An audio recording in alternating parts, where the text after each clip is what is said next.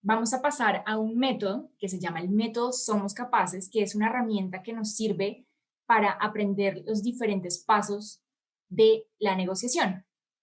Esto es un acróstico con la palabra capaces. Entonces, la palabra capaces en general se escribe con C, pero en este caso se escribe con Z, es decir, que tiene capaces, la palabra paz adentro de ella.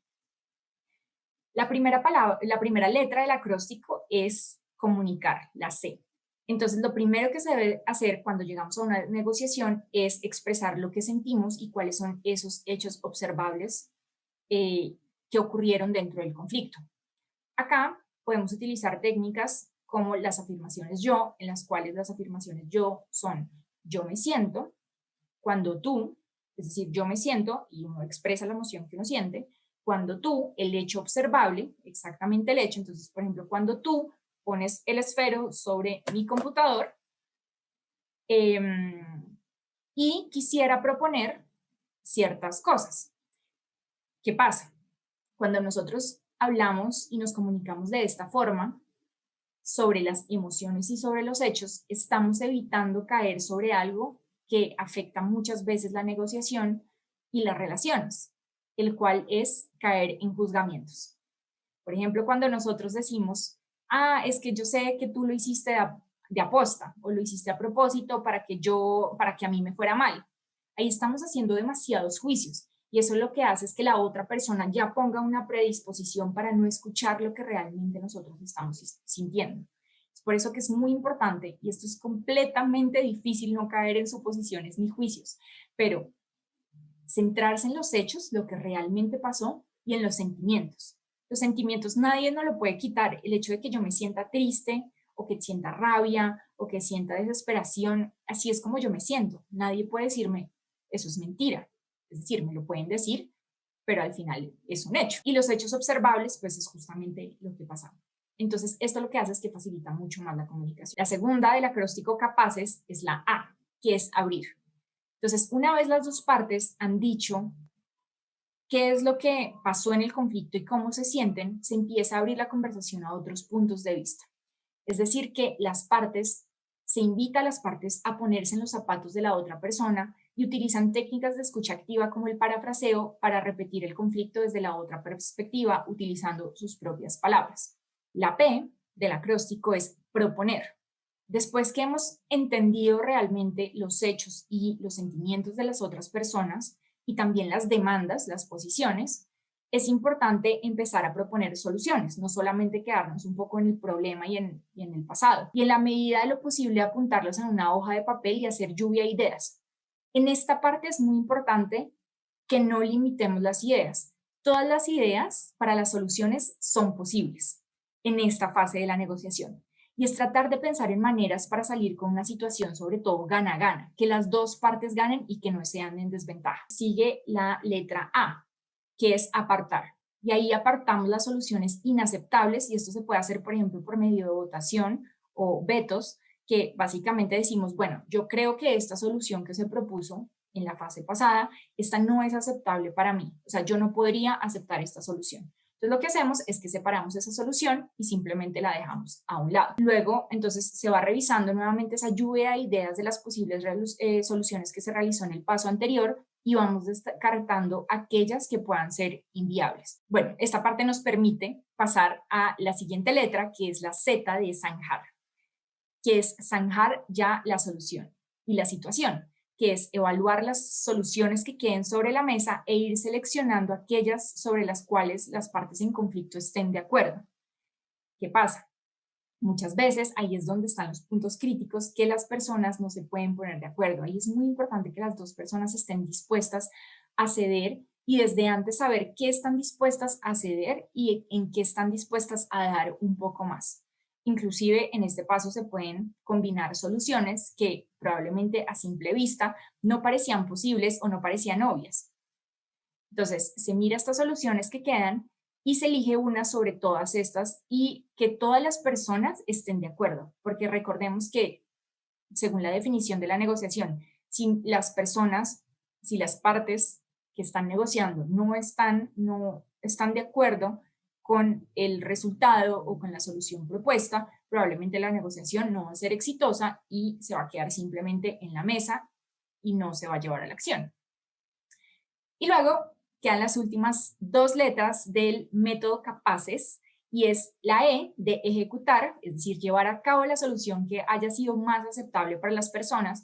Recuerden que acá se puede escribir en una hoja de papel cuáles fueron aquellas cosas que se acordaron, e inclusive muchas veces, a veces, es útil poner una reunión de seguimiento, especialmente cuando de pronto las negociaciones son un poco más complicadas y requieren diferentes procedimientos. En esa reunión de seguimiento se puede ver qué está funcionando, qué no está funcionando y volver a hacer el paso de la negociación. Y finalmente la S es solucionar. Esto puede sonar muy bonito y es muy útil para acordarnos cuando nosotros estamos negociando. Ojo que esto puede sonar muy idílico y muy bonito y muy fácil, pero en la realidad es que puede ser muchísimo más complicado. ¿Por qué? Porque hay emociones envueltas, hay diferentes perspectivas, las otras personas probablemente no tienen las herramientas de manejo de conflictos o inclusive yo tampoco las tengo. Entonces, acá es muy importante entender que todas estas herramientas y todas estas habilidades se pueden desarrollar cuando se llevan a la práctica. Si en la próxima negociación que tengan con familiares, con amigos, con la comunidad, con la junta comunal del barrio, en donde sea, ustedes tienen en la cabeza algunos de estos pasos, va a ser muchísimo más fácil y puede que al principio les cueste y sea difícil, pero con que pongan una de estas cosas en práctica, la próxima vez va a ser muchísimo más fácil y así sucesivamente con todos los puntos. ¿Qué pasa en las negociaciones? Muchas veces esto hay diferencia de poderes y cuando se va a la mesa a negociar, esta balanza de poderes está así. Es decir, hay un grupo tal vez de personas que no tienen nada de poder y hay otro que probablemente tiene mucho poder. ¿Qué pasa en este caso entonces? Cuando las partes entran a negociar así, probablemente la negociación no va a ser exitosa porque como hay esta diferencia y hay esta dinámica, las soluciones van a tender a que beneficiar mayoritariamente a el que tiene el poder y va a desfavorecer a los que no lo tienen. Esto lo que hace es que se puede hablar en la mesa de negociación, se puede decir, ajá, sí, de acuerdo, acordamos esto, pero en realidad este grupo que no tiene poder no va a ejecutar lo que se acordó porque probablemente no piense o no sea lo mejor para esta persona. ¿Qué pasa entonces cuando uno no tiene poder? Cuando, por ejemplo, a veces pasa, inclusive entre diferentes grupos, el más común puede ser el gobierno con la comunidad o un grupo militar con la comunidad. ¿Qué pasa cuando hay estas diferencias de poderes? Acá es donde se utiliza un concepto que se llama el apalancamiento. Y el apalancamiento se utiliza justamente cuando hay fuerzas desiguales. El apalancamiento son aquellos recursos que se pueden conseguir para hacer que esa balanza sea un poco más equitativa. Puede que no logremos que la balanza sea completamente igual, pero al menos vamos a lograr que sea un poco mejor. Algunos de los apalancamientos que generalmente los grupos poderosos tienen pueden ser, por ejemplo, los recursos que tienen dinero y pueden comprar muchas cosas. Pueden comprar personas, pueden comprar territorios, pueden hacer lo que quieran con el dinero. Otra forma de apalancamiento, que generalmente está representado en estos grupos que tienen los poderes dominantes, es el apalancamiento militar y el uso de armas. ¿Qué pasa si uno no tiene esos? Y en general uno no debería recurrir un poco a la negociación a este tipo de elementos y recursos porque esto tiene consecuencias a corto, mediano y largo plazo. Hay otros recursos que se pueden utilizar como apalancamiento y uno de esos es el apalancamiento político. El apalancamiento político es cuando uno busca contactos importantes. Por ejemplo, uno puede buscar contactos importantes en su comunidad, uno puede buscar contactos ya sea de empresarios, sea del gobierno, y si uno no lo puede buscar, por ejemplo, en el mismo gobierno o en el mismo sitio donde uno se encuentre, uno podría ir inclusive a lugares o a contactos internacionales que puedan tener un poder suficiente para equilibrar esta balanza. Otro de los apalancamientos es el apalancamiento moral, que muchas veces no se tiene en cuenta, pero el apalancamiento moral es muy importante. ¿Qué significa esto? Por ejemplo, cuando tenemos el apoyo de un pastor, de un cura, de un predicador, y en general, por ejemplo, de las iglesias y las diferentes religiones. Cuando nosotros logramos este apalancamiento moral, muchas veces esta balanza empieza a equilibrarse. ¿Por qué? Porque este apalancamiento moral es muy respetado, inclusive cuando hay grandes poderes. Y otro de los apalancamientos, el último que vamos a hablar hoy, es el apalancamiento de construcción de alianzas. Es la unión entre las personas y las organizaciones. Cuando uno va a una negociación y es solamente una o dos personas frente a una gran maquinaria, es probable que no pongan atención y que las condiciones vayan a ser justas. Pero cuando estas dos personas empiezan a ser 3, 4, 5, 100, 1000, 100,000, esta balanza tiende a centrarse. Y esto lo hemos visto en negociaciones alrededor de todo el mundo. Por ejemplo, en casos como Sudán, donde las protestas, las personas se juntaron y protestaron de tal forma que el gobierno tuvo que oírlos y cambiar. Entonces, recordemos que muchas veces cuando parece que no tengamos como suficiente poder o que la balanza esté en diferentes niveles en la negociación, podemos buscar apalancamiento. ¿Y qué pasa si uno no tiene nada de apalancamiento?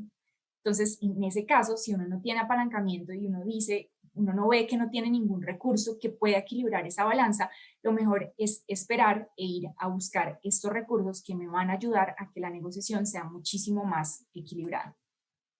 Entonces, como acabamos de ver, nosotros estamos negociando todos los días y para llevar a cabo una buena negociación se deben tener en cuenta diferentes aspectos y se debe practicar para desarrollar las habilidades necesarias para llevar bien a cabo este proceso de negociación, ya sea a nivel personal, con nuestros grupos cercanos, a nivel comunitario o inclusive cuando estamos negociando sobre cosas mucho más importantes a nivel nacional e inclusive internacional. La negociación es una herramienta útil para cuando dos personas o grupos de personas están dispuestas a sentarse a hablar entre ellas. Sin embargo, hay muchas veces en que las partes no están dispuestas o que ya lo han intentado y que la negociación ha fracasado. Y para esto es importante saber que existen otras herramientas que se pueden utilizar para la resolución de conflictos, como lo que es la mediación y el arbitraje.